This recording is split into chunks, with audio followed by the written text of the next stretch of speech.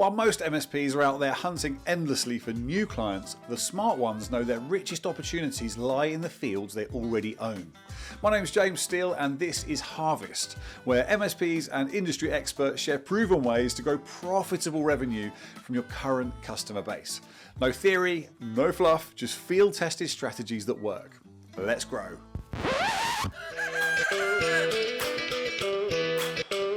Because your tickets are like, that's gold, that's liquid gold. That information is super valuable. What are the friction points in this experience? And our whole promise as an MSP is to become more proactive, which means we need to use that as evidence we need to start getting ahead of those tickets. So the truth is a good MSP should be getting less tickets over time if they're really doing their job. Why can't you make more money by creating more value? That's the whole freaking point of your business. So you've got to change the way you're thinking, that this is not adversarial. It's not like, hey, I win by getting more money out of my clients. I think it's important that you remember, as long as you stay really vigilant, you stay focused, and you know what it is that you want to do and spend your energy on, that revenue can be found in your client base. Don't just take whatever dollars people are willing to pay you, because that could end up really spreading you quite thin. You have to make a core decision in your organization's DNA. What kind of company are we? And I'm very fond of saying a good MSP is not in the IT business. They're in the customer service business. In this episode of Harvest, today we're talking about finding more revenue in your existing client base, of course, with Brian Gillette, founder of Feel Good MSP and host of the MSP Sales podcast. Now, Brian believes finding revenue within your existing clients is about 10 times easier than cold prospecting. But interestingly, he stresses it's not just about pushing any service that your customers will pay for, it's about aligning value with what they actually need. We discuss using ticket metrics to spot opportunities, building relationships at all levels of your client business, and why an empathetic approach leads to better outcomes for everyone. I think you're going to enjoy this one. As always, make sure you've got a notepad ready. Let's dive in. Hey, I'm here with Brian Gillette, founder of Feel Good MSP and host of the MSP Sales podcast. Go and check it out. Brian has helped so many MSPs with remarkable growth through his empathetic approach. That's a differentiator. So I am absolutely thrilled to have you on the show, Brian, to chat to us today. How are you doing? I'm doing fantastic. I've been really looking forward to this.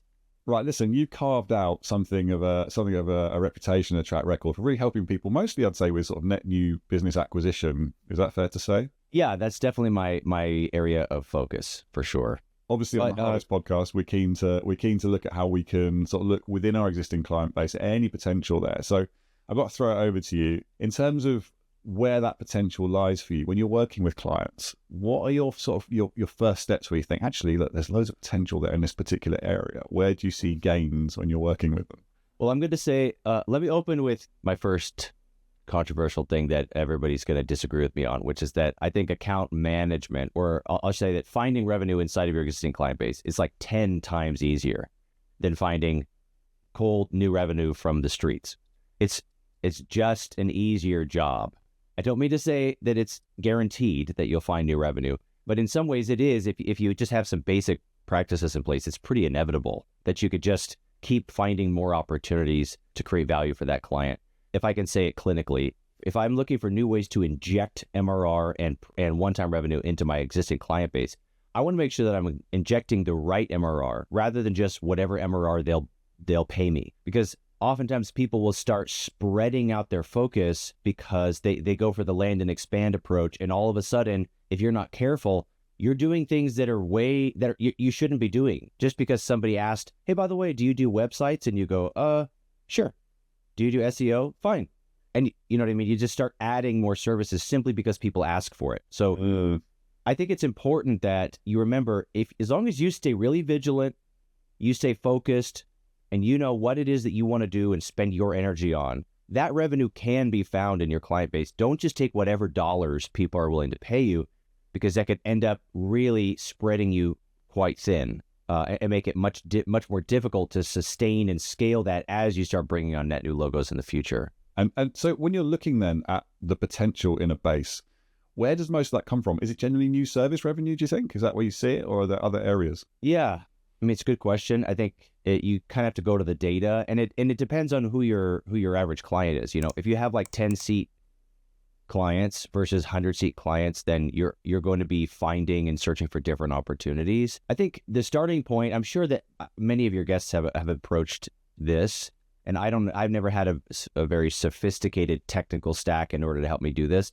but we basically just spreadsheeted out all of our clients, what's in their stack, or what are they paying us for, what's going well. So we would look at like, what investments have we made on the stack per client? We break them down in columns, and then we start looking at tickets per user, was the stat that we use internally to just feel like we should see a direct correlation of like the more we've invested energy into them, the less tickets we should be getting per user per month, because things should be getting easier and easier. And so when we saw somebody who had a really high TPU, or some people call it a ticket utilization rate, then that's going to be the flag where I look in and go, why is this client so squeaky? That's an area where we can actually provide better value.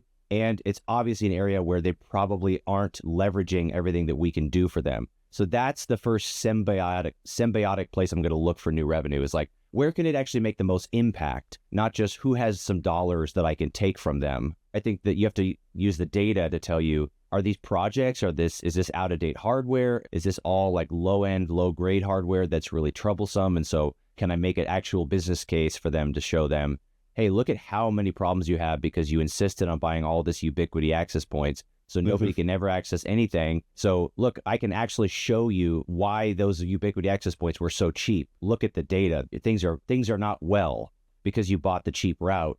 I think we have to have a serious conversation, Mr. Customer, about your goals and figure out where on the spectrum you want to be on cost versus risk. Basically, we need to buy something better so that you have a better quality experience, better service. Yeah, that's really good. I've not heard that talked about quite like that. So actually using the TPU as a metric, is that something, do you find most MSPs sort of have that? Is that a common one that's frequently available? Is that something you recommend that should be in place? It's a good question. The real answer is I don't know if people use it or not. I can't imagine why you would not want to use that information, especially if you've got thousands of users. Like, who's calling you? Why are they calling you versus the people who aren't calling you? And are there trends that we can find in the actual tickets, right? Because your tickets are like, that's gold. That's liquid gold. That information is super valuable. What are the friction points in this experience? And our whole promise as an MSP is to become more proactive, which means we need to use that as evidence we need to start getting ahead of those tickets. So the truth is, a good MSP should be getting less tickets over time if they're really doing their job. Now, I'm sure, and I hope you have your own metrics that you go by in terms of what you look at, but Brian highlights an interesting area here: tickets per user as being a goldmine for spotting revenue opportunities. Your PSA data shows exactly where clients struggle, so why not use it? Focus on clients with high TPU. These are the accounts where you can provide genuine value, not just sell more. Maybe run a report monthly, perhaps, identifying your noisiest clients, and then review what's driving their tickets. This approach lets you position new services as solutions to existing problems, making them so much easier to sell. Yeah, if I had a PSA or a help desk system full of ticket information, that would be straight into AI. And I'm sure this is happening a lot, but straight into AI to try and analyze, because we're always looking at ways we can help with sort of business process improvements and ways we can spot pains in our clients, and it's all sat right there. Right.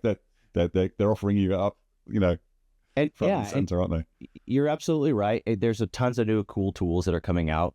But I would even say, especially to, $1 million MSP, $2 million MSP, like, don't go spend $50,000 on a super Power BI automation. Just look at the tickets. Just look at them and go, all of these are about email, or all of these are about Wi-Fi. Like, this is good. You know what I mean? At least infer what you can.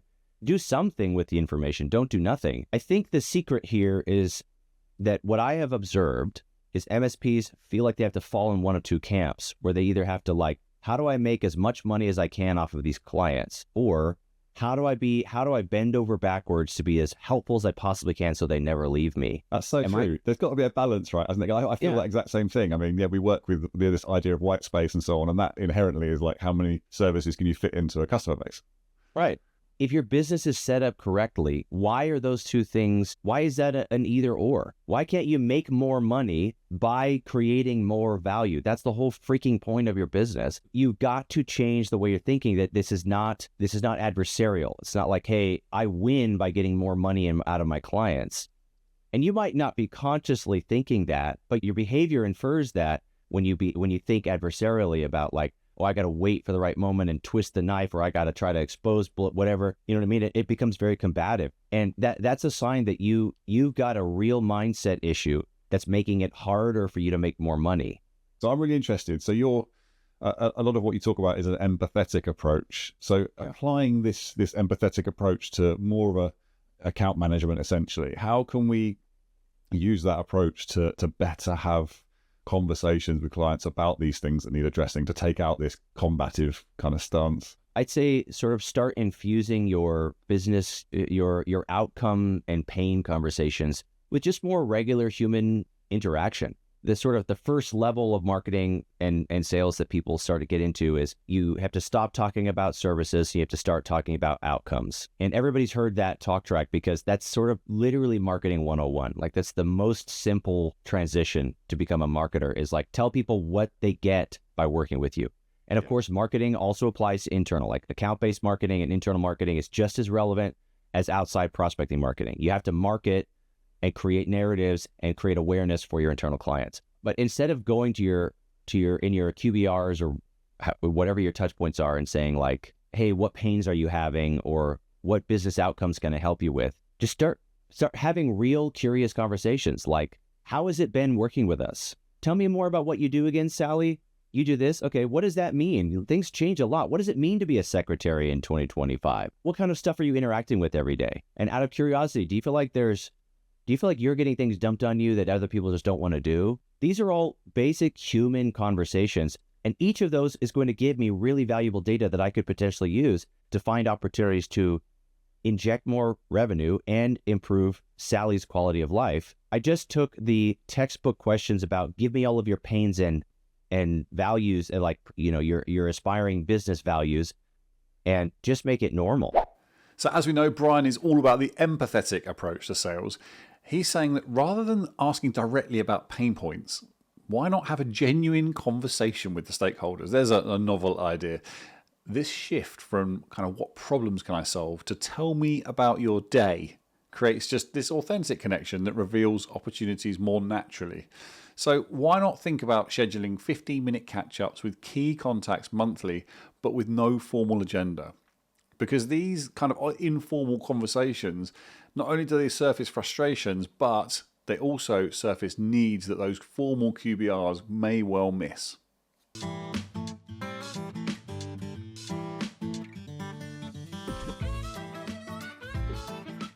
This episode is sponsored by Sales Builder, where I work. I really wanted to tell you about us because I see so many MSP sales teams buried in admin, instead of talking to customers and building relationships. We help you automate your sales process with standardized product catalogs and professional proposals. Our service matrix, or the white space module, that's the bit that shows you visually where the opportunities are in your customer base, from service gaps to upcoming renewals. Everything links directly with your PSA and, of course, your distributors. If you'd like to free up your sales team's time and spot more revenue opportunities, simply connect with me on LinkedIn or head to salesbuilder.com. Let's get back to it. Is your advice to sort of do this with multiple stakeholders, or how do you approach that sort of becoming, you know, really sort of entrenched in an account and building that sort of, you know, the best relationship that you can? Yeah, that's a really good question. In pre-sales, there's the concept of multi-threading. Multi-threading, to oversimplify the term, just means when you're trying to do a sale into a large client, you want to build contacts and relationships with multiple people inside of the org instead of just having one, so that you can get different perspectives and potentially get like you can get a more well-rounded understanding of their need and basically get more ways in to the organization. Mm-hmm. So I think it's just as relevant in account-based marketing. You shouldn't, in an ideal world, you have relationships with more than just one person, but you do have to balance that with what, in pre-sales, we would call the sales champion. So you have one person in the org who is championing your relationship, but you would never want the entire relationship equity to live on one person who's prone to turn over and go to another organization. I would say if you want to build a deep relationship with somebody, it needs to be at somebody who is lower risk of turning over. So that's probably at the executive level. If you don't have a key executive relationship, then it's a good idea to build more than one. So you're de-risking the chance that your whole relationship is going to walk out the door one day. If you want to be a real strategic partner long-term, I do sort of think that your organization has to have relationships at every level of your client, especially if you're targeting larger clients. I'd say 50, 75 users or above. The end users should know who you are. The middle management should know who you are, and the executives should know who you are. But each of their relationship with your company is different. So if you're an account-based manager, an account manager's job isn't to build a relationship with every end user. That's the support frontlines job. So I think leveraging the rest of your MSPs, the rest of the MSP team, to sort of create multi-level relationships inside of those organizations, and then even training all of them to have their ears to the ground to look for opportunities where we can better serve them. That's the whole MSP's job, to make sure that they renew. Multi-threading. Yeah, it doesn't really sound like a sales term, does it, to be honest? But building relationships across all levels of a client organization is a thing, and it's important because it creates resilience against staff turnover and it broadens that visibility you're getting of all the opportunities. So why not map your client's organization chart, think about the relationships you have with them that are strong but also weak, and then get team members from within your company to develop relationships at those different levels. So it could be technicians with users, account managers with middle management, for example, your leadership with theirs. Each layer uncovers different revenue opportunities. I really like that. There seems like there's huge potential in that cross-functional relationship, but it's often quite hard to actually put into practice and get happening regularly and get everyone bought in, isn't it? I don't know if you have any words of advice around that, how you go about doing that and making sure it actually happens. Yeah, you're 100% right. I think it has to stem from the culture of your MSP. You have to make a core decision in your organization's DNA. What kind of company are we? And I'm very fond of saying a good MSP is not in the IT business. They're in the customer service business. IT happens to be our trade, but you're a customer service business. Mm-hmm. You know what I'm saying? Like, that's what your job is. Take care of your customers. That means every single layer of the organization, your CEO, your vCISO, your technical manager, account managers, your account executives, your BDRs, your tier 1 techs, your tier 2 techs, they're all customer service. So when somebody calls you with a problem, if you remember, my job is to take care of this person, not to just reset their password. My job is to take care of this person, and how that is, the permutation of that in this interaction is an email password reset. To me, that is a font of never-ending patience for frustrating people when you remember your job is to make them feel good and take care of them. So you have to decide that's our role in this company. In our client's experience, our role is to take care of them. And if that starts at the top, it's much easier to disseminate culturally, and then to actually hold people accountable to do it. Now, I bet you can think of an example of bad leadership, right? Well, listen, Brian emphasizes here that a true customer service culture does need to start from the leadership. This isn't just a nice to have. It actually drives revenue. So review how your entire team approaches client interactions. Are they just fixing issues, or are they actually building relationships? So train staff to spot and record opportunity signals during routine support conversations. Then use your regular team meetings to highlight examples where good service actually uncovered revenue opportunities. It's a bit like a case study, isn't it, I suppose? And this process reinforces behavior across the business. So if you're struggling with that disconnect, that's the DNA you have to sort of iron out on the organizational level. There's probably tons of practical advice even in this show. Just listen to all the episodes of Harvest, and there's going to be tons and tons of little tips and tricks you can do. But I think that's important to remember, that the practical tactical tips don't really mean anything if your culture is going to betray them all. And the thing is, even if it's not, I mean, you would hope it comes from a good place, but also you need to think it's good business sense, isn't it? Not only to be looking after your customers well, if you've got that relationship, then you're going to be seeing so many more opportunities off the back of it, and attention will be good and so on. So yeah, it makes a lot of sense. And again, that those don't have to be mutually exclusive. That's the whole point to me of an empathetic approach. Means, why is it that I have to win or you get to win? Like, why can't it be that we should align our entire business value and mission and product in such a way where when we win, the client wins, and when the client wins, we win? It's not just that it's the right thing to do morally, ethically, relation-wise, or otherwise. It's also the right thing to do financially, because that's how that's going to keep your organization strong and resilient and recession-proof and retention high retentions because people actually like working with you. Right. I'm so curious. Can you give us, I mean, you don't have to reveal any names, but can you give us any sort of theoretical examples of those that have maybe come in not such a good place and then perhaps have got to a much better place when it comes to sort of making more revenue or just doing better within their existing customer base? I'll start with my MSP. So we are so focused on new business, and we always did a good job. It's not like we didn't care about our customers, but we just hadn't yet systemized account management and real customer care the way that we had systemized new logo acquisition.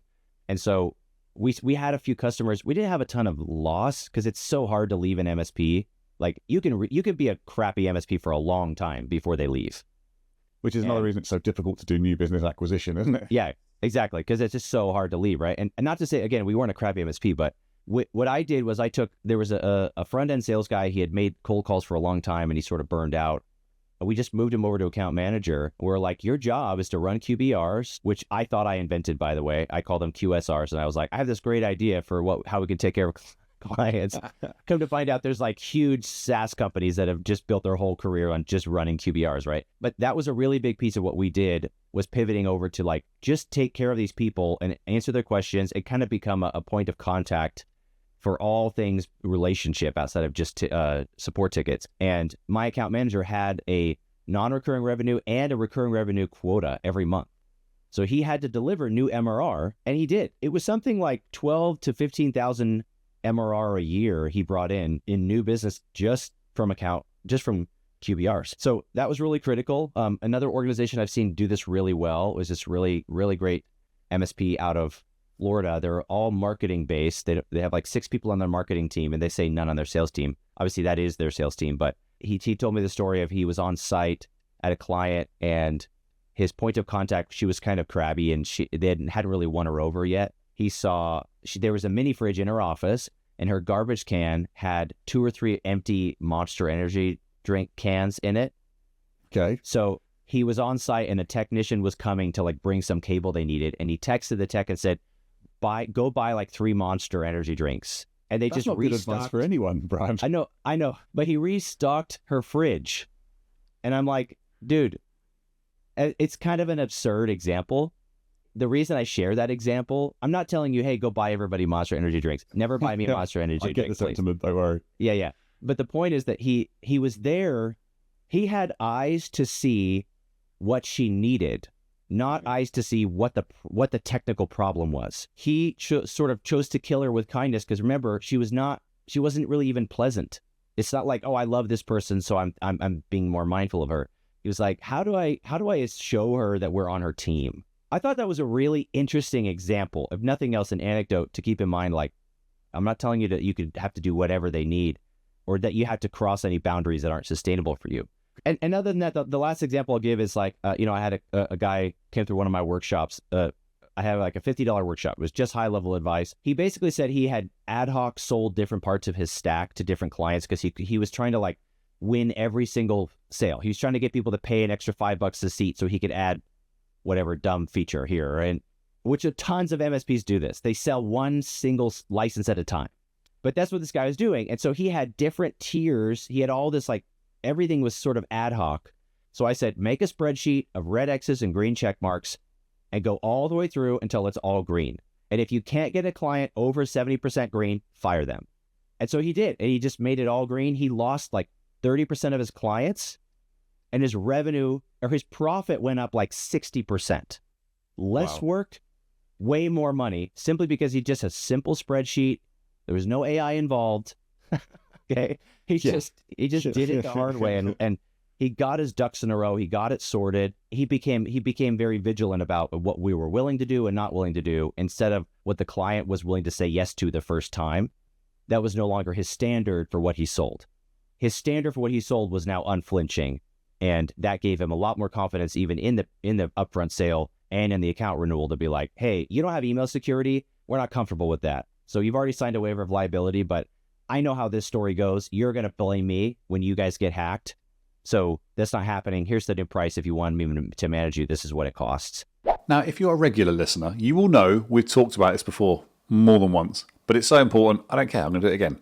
The most successful MSPs stick firmly to their pricing and their packaging because this clarity builds client respect and, most importantly, it improves your profitability. So review all client agreements if you can, identify inconsistencies in what you're providing versus your current standard offerings, and then create a plan to standardize those over the next, 6-12 months, and also during renewal cycles. So honestly, the temporary discomfort of those conversations leads to stronger, more profitable relationships and ultimately better service delivery. This is a definite theme. This confidence in an MSP. If you look at the best performing MSPs, having that confidence, either better ones even bordering on arrogance sometimes, of sticking to your pricing, sticking to your packaging, it really seems to bode well. I guess we wouldn't know because the ones that it didn't work for might be out of business, but the ones that I speak to, certainly, it seems to be something that really works well. Yeah. Oh yeah. Big time. Listen, we had a quick chat about sort of how to approach things like hardware refreshes. That could be a nice area potentially. I mean, I don't know. There's not obviously a lot of margin in hardware these days. Where would you say the money is, and where's the opportunity there in hardware? Is there any advice you can offer around that? I won't go on a tangent about certified refurb gear because I'm a big fan of using certified refurb because you can get a lot more margin as long as you're clear that you're using refurb gear. Like, don't try to pass it off as right off the factory line. I would say for hardware refreshes, the real money is in managing your TPU and de-risking your clients. For example, in my business, we learned by just looking at the data, when a computer's over 5 years old, it was like, I forget the percentage, it was like considerably more likely to have a hard drive or power supply failure. We don't want a critical ticket where somebody has to stop what they're doing and drive to an office and plug in a new computer or swap out a power supply. It cuts everything to a grinding halt, and the client is not happy no matter how good of a job you do because they still had that disruption. So we're like, we've got to get new computers in before they die, period. We just use the data to know how old is this computer. When it's 4.5 years old, I always tell people, send an email out, says happy birthday in the subject line. The body says, happy birthday to your computer, it's about to turn 5. In human years, that's kindergarten. In computer years, it's going into the old folks' home. I love that. Push this button, I'll schedule 10 minutes with you, we'll get it swapped out for a new one. So hardware is not just about the project, it's a look at the tail, the long tail value of having of de-risking the chance of a critical ticket, the chance of an outage, and de-risking the chance of user frustration. So your TPU should be going down over time. Your risk inside of those organizations is going down over time. And of course, you can make a few bucks in the process of putting those things in. So this one kind of depends on how much you do with hardware, but I really like this novel approach. So what Brian's suggesting here is using data on device age to proactively manage refreshes before those failures occur. This approach reduces disruptive emergency tickets, which none of us want, while also creating some nice hardware revenue. So how about creating some automated reports showing all client devices approaching end of life? And then you can use this data perhaps quarterly to do refresh campaigns with some messaging. Like, I love Brian's happy birthday emails to aging computers. It's a great idea. So it's about being proactive and positioning you as strategic rather than reactive. Brian, it's that time in our chat for our typical industry segment, which is industry manure. Now, this is your opportunity to let us know what you think is a crap shit. I know you're looking forward to this one because I've got a feeling you've got a few ideas. What do you see is not always fully true in the advice that you hear banded around in the MSP industry? My goodness. Where the hell do I start, James? No, I'll keep it simple. I will say that the biggest crock of shit is that one of the vendors in your stack should be talking to your customers. Never. Okay. Never in a billion years would I let my backup provider try to sell backup to my end users. It's a massive, massive mistake. Because they want to do it because they want to sell agents. They can't sell it direct, which is why they went channel, because nobody cares about their product. So they're going channel and they're trying to just beat you over the head with all the reasons why you should add it and create new MRR and get more margin. Then you just take everything they say, you regurgitate it to your end user, and they go, what are you talking about? No, I don't want to harden my endpoint for what are you talking? I don't know what that means. Who cares? Because you see what I mean? It's a pass through of a bunch of narrative that will never be relevant to your client. And it has to, what ends up happening is you start fragmenting the perceived value of you as a manager, because now you're letting all of the barrage, the tempestuous nonsense that is everything the MSP has to be aware of is now going to the end user, and you're asking them to make a decision for you about what you should do to manage them. It's a massive mistake. Never let one of these vendors talk to one of your clients. They don't know how to sell managed services. They know how to sell their dumb little tool, but they don't know how to couch it inside of the whole relationship narrative, which is that our job is to de-risk your organization, be your technical partner, blah, blah, blah. And then you end up becoming an itemized commodity when they start seeing all the seams and looking behind the curtain and realizing that you're really just a VAR. They'll totally change their perception of you, de-risks, it devalues your authority completely, in my opinion. And frankly, it's just not going to make you more money. And breathe. It's all out. Oh, That's thanks for letting me get that off my chest, doctor. That one was eating away at me. I love that. That really, really sound advice. It goes against everything, doesn't it, that we're working towards? So it makes absolute sense. Our final segment is called Pass the Pitch Walk. Okay. So this is where we get a question from our last guest. So this is from Maria Armstrong. She is the head of Academy at Paxay APAC. And she was interested to know what your take was on where AI sits within the sales process, the modern sales process for MSPs. Is there a place for it, in your opinion? I got a spicy take for you. I think AI is way less important than people are trying to get you to believe. Like, it's not even funny. Like, by an order of magnitude, it's less important than they want you to believe in the sales motion. AI is great for what it's great for. I don't know what the definition is. Clay.com AI is a data enrichment considered AI now? Fine. Let it enrich your data and scrub for people's email addresses. But if you don't know how to talk to a human being and explain to them your product should not exist. Every MSP they think that's their value prop as they go, well, what makes us different is that we actually care about our customers. And then they're hiring AI agents to go and peddle their nonsense to the end user.